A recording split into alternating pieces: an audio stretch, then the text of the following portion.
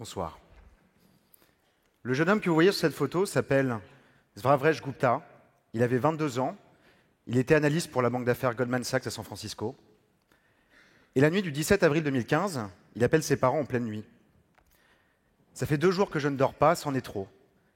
J'ai une présentation importante à rendre pour demain.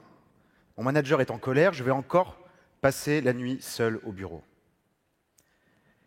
La même nuit, à 4 heures du matin, il est retrouvé défenestré sur un parking près de son immeuble. 48 heures sans dormir, une pression et un stress qui le poussent à se défenestrer. Comment en sommes-nous arrivés jusque-là? Comment en sommes-nous arrivés à sacrifier notre sommeil à ce point? Eh bien, cela dure depuis plusieurs décennies.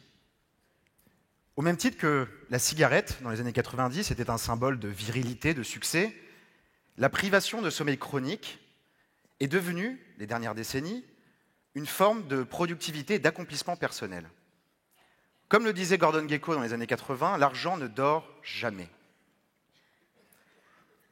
Tout a changé depuis que Thomas Edison, qui considérait d'ailleurs que le sommeil était une véritable perte de temps, inventa l'ampoule.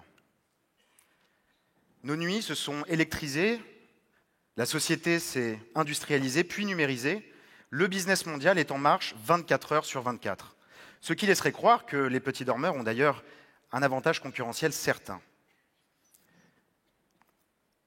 C'est ce qu'aime penser le président américain Donald Trump, qui est extrêmement fier de ses 4 heures de sommeil par nuit.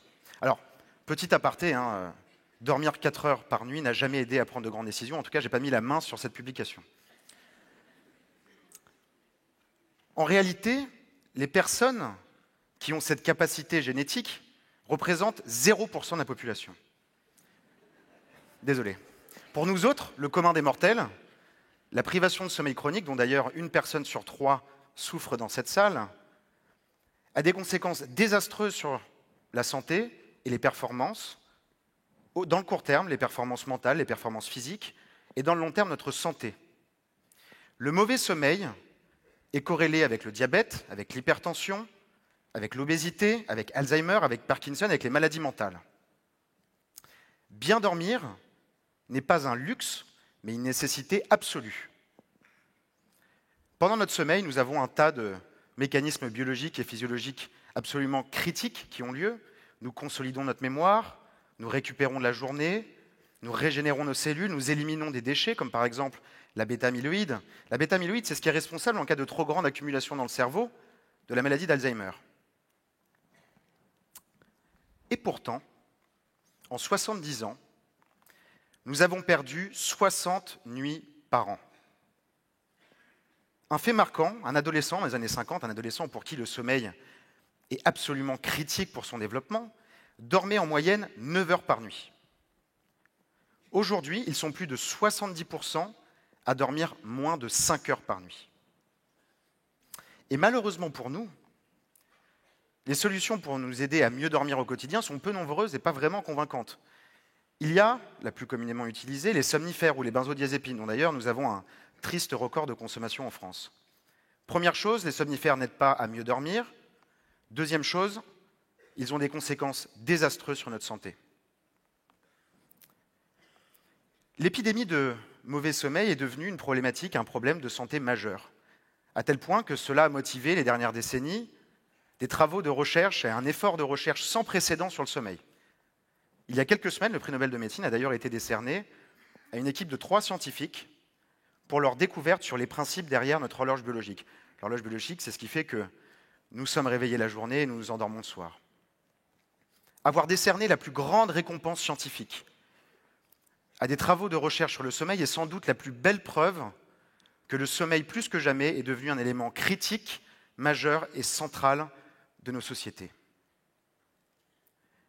Alors, la recherche foisonne de concepts, de principes, d'innovations, d'idées pour nous aider à mieux dormir, et ce, de manière non invasive. Mais pourquoi dormons-nous toujours aussi mal?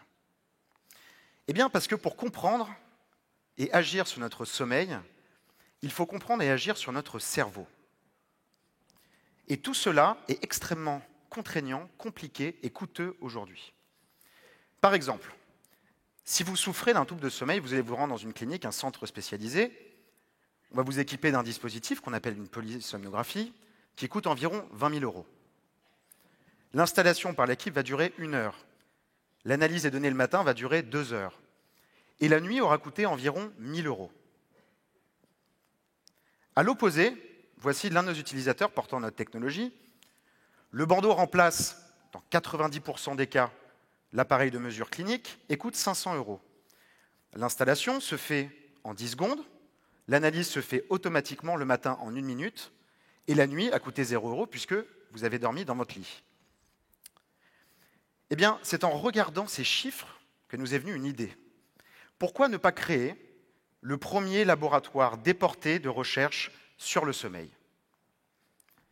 Eh bien, je suis très heureux d'annoncer ce soir à TEDx Paris que nous lançons dès demain les inscriptions pour ce programme de recherche inédit.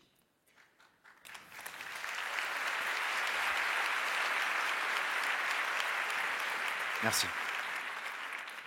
Les utilisateurs volontaires pourront participer au programme. Ils recevront en avant-première des nouvelles idées, des nouveaux concepts, des nouvelles fonctionnalités, non invasives évidemment, pour les aider à mieux dormir. En échange, ils nous donneront plus de données, plus d'informations sur leurs ressentis, par exemple en journée. Et nous analyserons en continu les données en provenance des milliers d'enregistrements quotidiens. Nous pensons que 90% des cas de mauvais sommeil pourraient être résolus par des techniques non invasives. Mais pour que ça fonctionne, il faut imaginer ces fonctionnalités, il faut les développer, il faut les implémenter, il faut les tester, il faut itérer dessus. Ce que la recherche classique ne permet absolument pas de faire. Derrière ce programme se cache l'ambition de développer et de tester de nouvelles techniques non invasives pour nous aider à regagner un sommeil de bonne qualité, et ce, sur une échelle géographique et temporelle sans précédent. Notre premier programme durera 1 mois sur 1000 participants, on va le lancer en janvier, avec comme objectif de générer 20 000 nuits. À titre d'exemple, un essai clinique traditionnel sur le sommeil, comme nous on a pu faire dans le passé, coûte environ 50 000 euros, va durer 6 mois sur 25 participants pour générer à la fin 75 nuits. Ce processus va être 6 fois plus rapide pour générer 300 fois plus de données et nous aura coûté 10 fois moins cher. L'objectif à long terme de ce programme est bien évidemment de nous aider à développer un ensemble de fonctionnalités non invasives pour nous aider à récupérer un sommeil de bonne qualité et ainsi présenter une alternative aux somnifères. Mais ça ne s'arrête pas là. Derrière toutes les données que nous allons générer, il y a là une valeur inestimable. Nous allons avoir accès chaque nuit entre 7 heures et 9 heures d'enregistrement physiologique de très haute qualité. L'activité cérébrale, le rythme cardiaque, la fréquence respiratoire. Eh bien, nous pensons que nous serions capables, dans ces données, de détecter des marqueurs qui nous permettraient de détecter et de prédire des mois, voire des années avant l'apparition des symptômes, certaines pathologies.